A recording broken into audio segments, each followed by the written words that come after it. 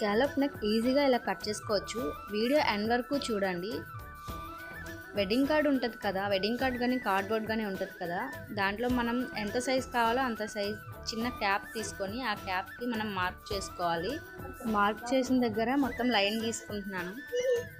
ఇప్పుడు క్యాప్ తీసుకొని మనకి ఎంత సైజ్ కట్ వర్క్ కావాలో డ్రా చేసుకుంటున్నాను. ఇలాగే లైన్ ఎండ్ వరకు గీసుకోవాలి మొత్తం.